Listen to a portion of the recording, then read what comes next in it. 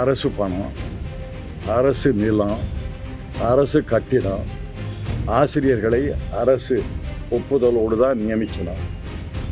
எல்லாமே அரசுன்னா ஏன் துணைவேந்தரை மட்டும் ஆளுநர் நியமிக்கணும்? 40% செலவை மாநில அரசு ஏற்றுக்கொள்ள வேண்டும். எங்கெங்க வேலை கொடுக்கணுங்கிறது கூட இனி மாநில அரசோ அந்த கிராம பஞ்சாயத்தோ கிராமத்து ஆளோ தீர்மானிக்க முடியாது. இனி மத்திய ஒன்றிய அரசு தான் தீர்மானிக்கும் என்று சொல்லி அவர்கள் இவ்வளவு நெருக்கடிகளை கொடுத்த போதிலும் இந்தியாவிலேயே பிற மாநிலங்களை விட மக்களுக்கு சேவையாற்றுகின்ற செய்கின்ற மாநிலம் இங்கே இருக்கிற திமுக தலைமையிலான அரசின் தான். அப்ப முதலமைச்சர் சொல்லட்டும், தமிழ்நாட்டுக்கு 100 நாள் வேலை திட்டமே போதும், 125 நாள் வேண்டான்னு முதலமைச்சர் சொல்ல முடியுமான்னு பத்திரிகைகள்லாம் நீங்க அவரை கேள்வி கேட்கணும். அதிமுக ஆட்சியில் இருந்த 4.5 லட்சம் கோடி, ஆனா இன்னைக்கு அவர் 4.5 லட்சோடு நிப்பாட்டி இருந்தால் அவருடைய நிர்வாக திறமை நல்ல திறமையான முறையில் அவர்கள் ஆட்சி செய்திருக்கிறார்கள், பைனான்ஸ் நல்ல நிர்வாகம் பண்ணியிருக்காங்க நம்ம சொல்ல முடியும். ஆனால் 9 லட்சம் கடனுக்கு தாண்டி இன்னைக்கு பொங்கலுக்கு 5000 ரூபாய் கொடுக்க முடியாத ஒரு சூழ்நிலை திணறிட்டு இருக்கிறான். மின்மினி பூச்சிகள் எல்லாம் இங்கே வெளிச்சம் தராது.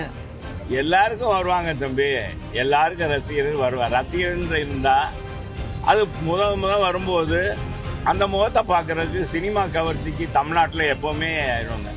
நம்ம அமிதாப் பச்சன் வந்தாருன்னா கூட கூட்டம் கூடும். சிவன்மலை என்று சொன்னாலே உங்களுக்கு தெரியாதுங்கல்ல, இங்கே எதை வைத்து பூஜை செய்கிறார்களோ அதுதான் வெற்றி பெறும் என்று சொன்னார்கள். இன்று இங்கே அலுவலகம் திறக்கப்பட்டிருக்கிறது. மக்கள் சக்தியோடு அவர் முதலமைச்சராக வருவார். இந்த முறை 2026 ஒரு மகத்தான, இதுவரை தமிழகம் காணாத ஒரு தேர்தல் வெற்றியாக இருக்கும். நிச்சயமாக கூட்டணி மந்திரி சபை அமைவதற்கும் நிறைய வாய்ப்புகள் இருக்கு, மாற்றங்கள் வருவதற்கு வாய்ப்புகள் இருக்கு. எனவே அந்த மாற்றமும் அது நிச்சயம் தமிழ்நாட்டுக்கு மக்களுக்கு பயனளிக்கக்கூடியதாக இருக்கும் என்பதில் நாங்கள் உறுதியாக இருக்கோம். இதுக்கெல்லாம் முடிவு கட்டியே ஆகணும். நிச்சயம் அது நடக்கும். அம்மாவோட ஆட்சி நிச்சயம் வரும். இது எல்லாம் களையப்படும். அப்போ பாருங்க இந்த போலீஸ் டிபார்ட்மெண்ட் எப்படி வேலை பார்க்குது. இதுவரைக்கும் ஏமாற்றத்தை மட்டுமே 5 வருடங்களாக சந்தித்துக் கொண்டிருக்கிற மக்களுக்கு ஒரு நல்ல மாற்றம் வர வேண்டும் என்று நான் காசி விஸ்வநாதரை வேண்டிக் கொண்டுதான் வந்திருக்கிறேன். உங்கள் எல்லாருக்கும் புது வருட வாழ்த்து.